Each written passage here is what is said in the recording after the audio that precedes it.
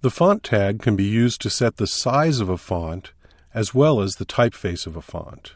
Open your examples folder and open the font folder within that and load up the font.html file in your text editor. While you're at it, go ahead and load it up in a browser as well. Looking at the file in the text editor, we'll notice that it's back to its original state before we demonstrated the font face attribute. And let's go ahead and insert a font tag right here.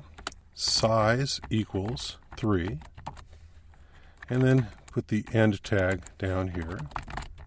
Font is a container, and therefore it needs an end tag to designate where its effect ends within the document. If we go ahead and save and load that up in the browser, we'll notice that nothing really changes. The size of the text has stayed the same. That's because the 3 value is the default size. The values that are allowable there are 1 through 6, going from the smallest being 1 to the largest being 6. So we go ahead and change this to 1. We can see what that size looks like. That is very small. Copyright notice small. If we change it to 6, we'll see that this is very large. That's size 6. Now, besides the absolute values, you can also use relative values. I'm going to put this back to 3, and we'll change a size within the document. Say plus 2.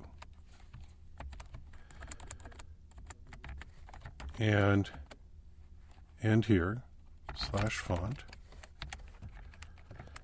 Let's go ahead and load this up in the browser, and we see that those words are larger than the words around them. They're larger by 2.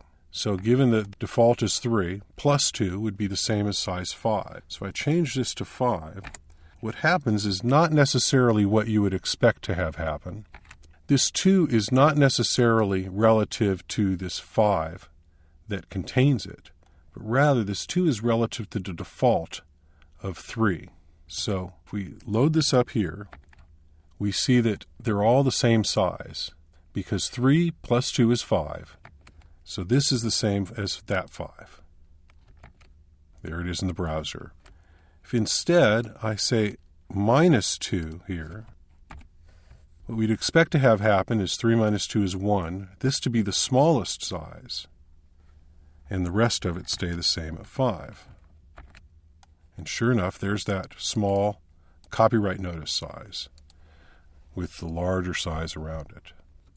One thing worth noting when we're talking about the very small sizes is that some computers have their text size just smaller in general than other computers. In particular, Macs tend to be smaller than PCs, but that's not always the rule. The point is that the very small sizes are often unreadable on people's computers, and they should be used very judiciously, only for things that you really don't expect people to read. So with that in mind, keep in mind that minus 2 is extremely small, whereas minus 1 is still relatively small. We'll put this to the normal 3 and show that.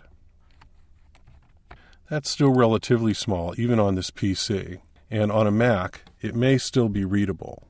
If you want to make small text that is readable on most computers, you might want to think about using style sheets instead and specifying the font size in pixels, which will translate to, if you use 8 or 9 pixels, it's going to translate something that will be minimally readable on most computer systems.